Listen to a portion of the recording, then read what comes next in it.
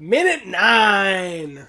I'm Richard. I'm Brian, and this is the I Love You 3000 Minutes podcast. The podcast where we time travel back, endgame style, and make our way to the present day one slow minute at a time.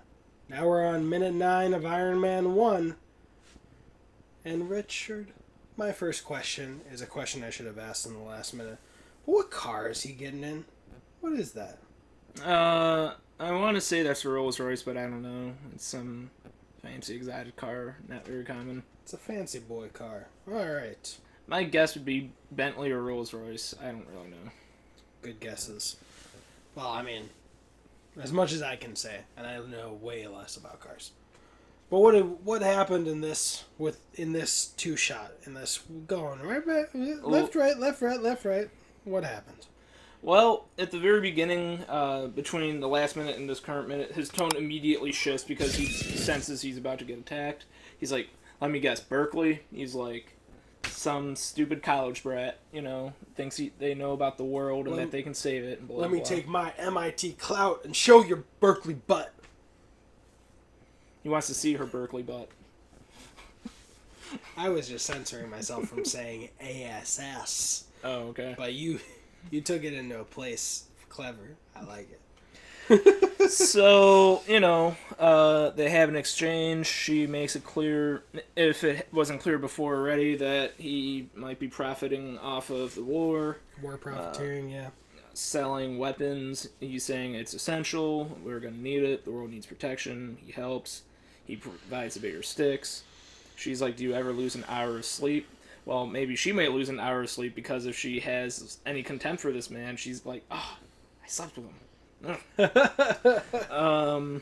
But, it's, He gets into his father's philosophy pieces, being the guy with the bigger stick.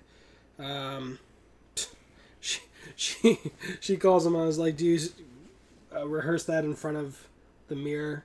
And he says he wants to show her firsthand later. But she gets through to him, kind of, by saying, I just want a serious answer. And he says his father's philosophy, and she calls him out again, which is a great line coming from the guy selling the sticks. And he lists his dad's accomplishments. He says that he worked on the Manhattan Project, which is good because you were saying that with the atom bomb, right? Yep. And a lot of people, including your professors at Brown, would call that being a hero.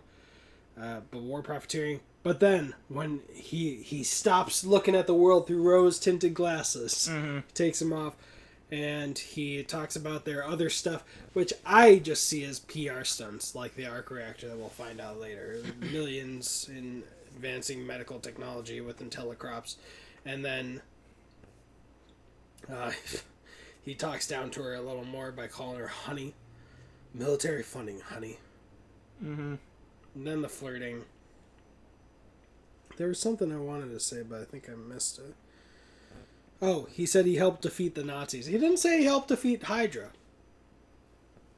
You're missing some details. You're forgetting some details, old boy. Not important for this movie, I guess. Well, they definitely didn't have the plan of Captain America's whole history, probably. But we also see there's some flashes. People are taking photos. They see fancy boy Mr. Stark out there. Got some paparazzi. Probably very accurate to his current life. Well, guaranteed. And then we get a nice music cue. Dun dun dun dun dun dun. Kind of Bond-esque, I would say. And some enthusiastic macking. But really, this whole minute has been 3 shots. His shot over her shoulder, her shot over his shoulder, and oh, look at that bed! Look at that bed! Look at those panties.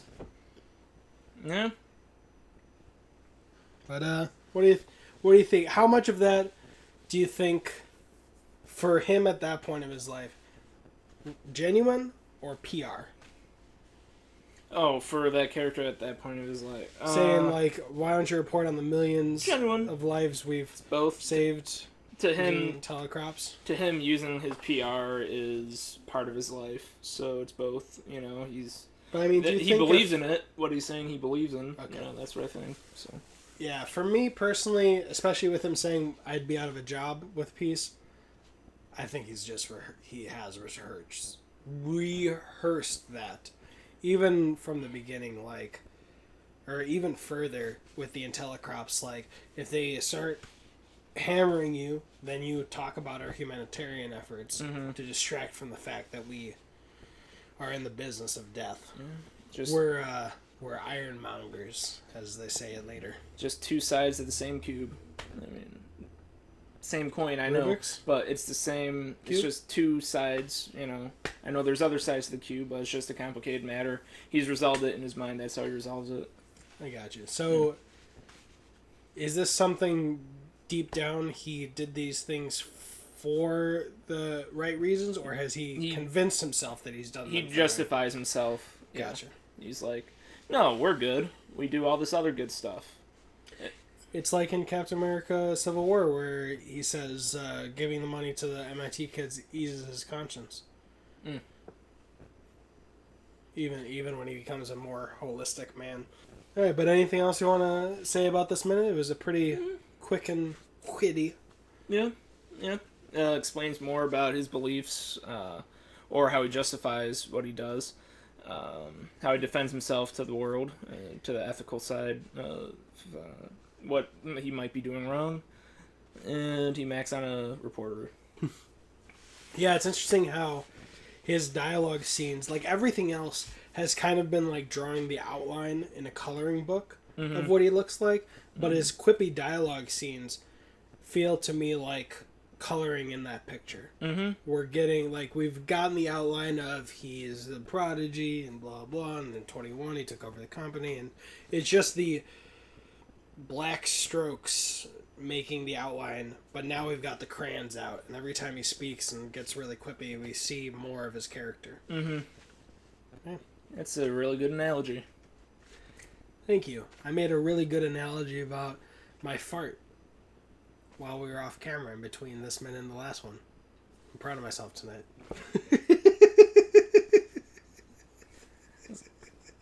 I think I made another analogy earlier that I don't remember, but probably just as cringy as that one. Proud isn't the right word. Disappointing. Proud. Disappointed. I'm Richard. I'm Brian. You've got an army? We have a podcast. I'm not reading off a teleprompter. That was a napkin. That's why I froze there. I just wanted that awkward, and I could feel like you'd have some line. Bye.